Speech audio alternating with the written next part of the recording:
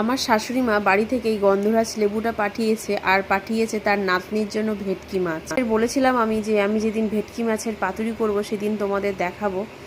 তো আজকে আমি ভেটকি মাছের পাতুরি করছি। ভেটকি মাছের মধ্যে গন্ধরাজ লেবুর রস, 1 চামচ হলুদ আর লবণ ভালো করে মিশিয়ে রাখলাম। আমাদের একটা মশলা করে নিতে হবে। 1 চামচ সাদা সর্ষে আর কালো সর্ষে আর কিছুটা কাঁচা পাকা লঙ্কা দিয়ে ভালো করে মিক্সি জারে ব্লেন্ড করে নেব। বলেছিলাম যে ভেটকি মাছের পাতুরি করব, তাই মা তার নাতনির জন্য এই ভেটকি মাছগুলো পাঠিয়ে দিয়েছে। টাকা মশলাটা দিয়ে আর বেশ কিছুটা সর্ষের তেল দিয়ে মাছটা ভালো করে মাখিয়ে রাখলাম। এইদিকে গাছ থেকে কলাপাতা এনে কলাপাতাগুলো ভালো করে সেঁকে রেখে দিলাম। কলাপাতার মধ্যে 1 পিস মাছ, কিছুটা গ্রেভি আর কাঁচা সর্ষের তেল দিয়ে আর একটা পাকা লঙ্কা দিয়ে দিচ্ছি।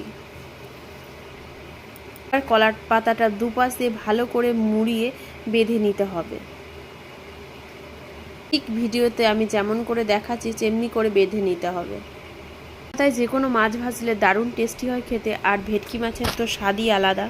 কারা ভেটকি মাছের পাতুরি খেতে পছন্দ করো অবশ্যই আমাকে কমেন্ট করে জানিও। একটা পাতুরি আমি বেঁধে দেখালাম, এইরকমভাবে 3টে পাতুরি আমি রেডি করে নিয়েছিলাম। একটা তাওয়া বসিয়ে দিয়েছি, তারপরে দিয়েছি কিছুটা সর্ষের তেল। তেল গরম হয়ে গেছে, এবার একে একে পাতুরিগুলো সব দিয়ে দিচ্ছি।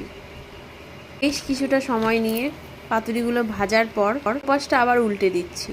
এইরকমভাবে 2-3 বার করে ভাজার পর আমি সব শেষে এইরকম যখন ভাজা হয়েছে তখনই নামিয়ে নিলাম। স্কুল থেকে এসে দারুণ সারপ্রাইজ হলো। আমি ওকে বললাম যে আজকে তোমার জন্য আমি ভেটকি মাছের পাতুরি বানিয়েছি। এটা খেতে দারুণ হয়েছিল। মেয়েকে তারপর একটু খাইয়ে দিলাম।